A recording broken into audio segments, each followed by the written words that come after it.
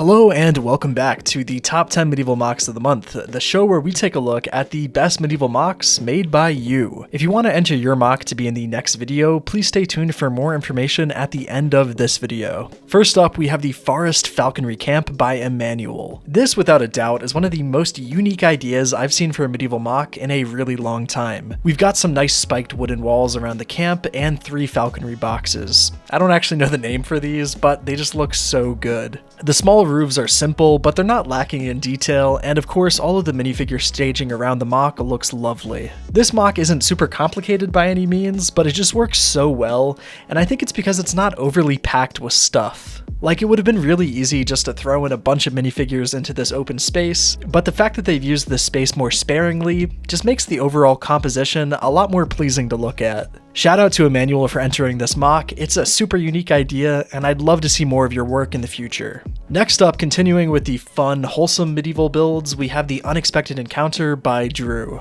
Brick-built golems are such a cool concept, and one that I would love to try out for myself someday. The leg piece that he's used as the nose on the golem's face is super smart, and it kind of helps your brain fill in what the rest of the face would look like. I also love the couple of birds that are resting on him, and then the terrain itself just complements the little vignette perfectly. Again, this is another super simple build, but one that I would love to display on my shelf. Thank you so much for sending in your MOC, Drew. I love this little scene so much. Now, next up, we have a realistic Black Falcon Watchtower by Vacuum Cleaner 271. I was so blown away when this popped up in my inbox a couple of weeks ago.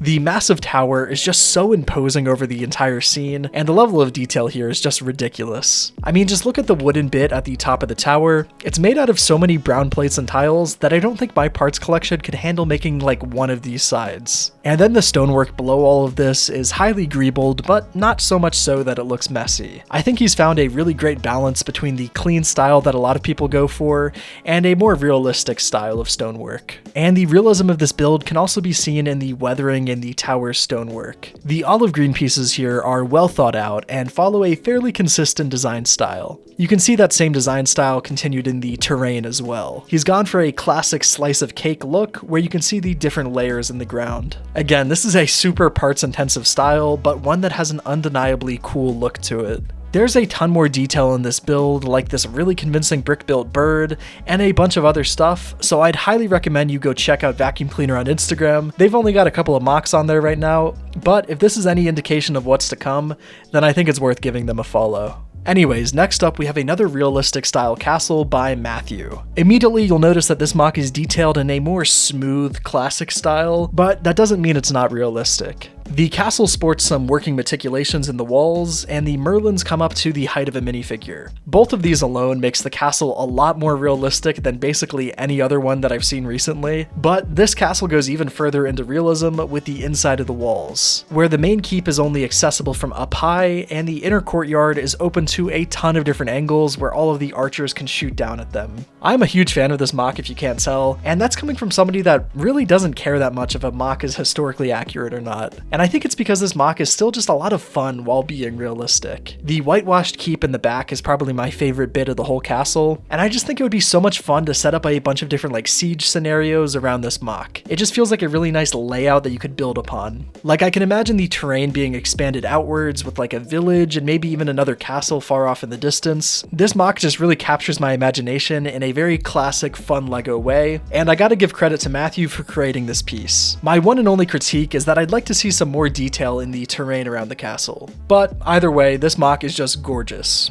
Next up, we've got a couple of Eros MOCs from Lord of the Rings. The first one we have here is by Buildsofthewest, and his version of Eros is done in a very interesting scale. It's what I would almost call like a micro-ish scale build, but they've also included regular minifigures inside of it. In my opinion, this is immediately recognizable as Eros from the movies at least, and my only real hang-up with this build is again the minifigures just kind of throw off the look. It might just be a scale issue, but either way, this MOC is really impressive for its size. And for our other version, we have the Hall in Eros by Manu1788. This MOC looks awesome, and I think it would be a really cool way to display all of your Rohirrim minifigures, almost like a display piece, if you know what I mean. This MOC has actually given me an idea for my own build, but I'm gonna keep that to myself for the time being. Anyways, Manu absolutely killed this build, and I would love to see them try to complete the entire hall in the future. Next up, we've got the Alchemists Workshop by Sir BuildsALot. This is a very striking build in both color scheme and shape,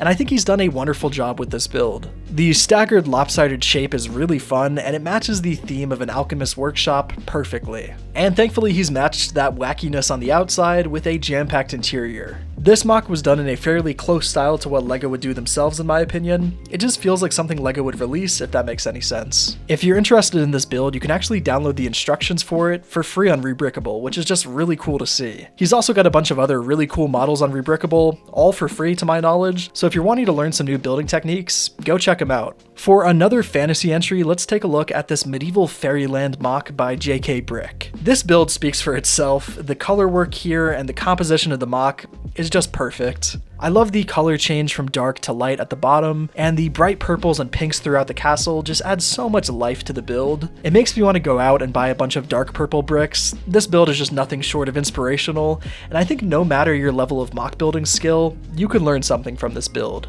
Jacob is an honest-to-God LEGO master, and the builds he posts on Instagram will make you feel simultaneously inspired and frankly pathetic. If you watch this video, you have to check out his Instagram. The other stuff he's got on there is really, really cool. He's one of the best out there, and yeah, that's all I've got to say about this MOC.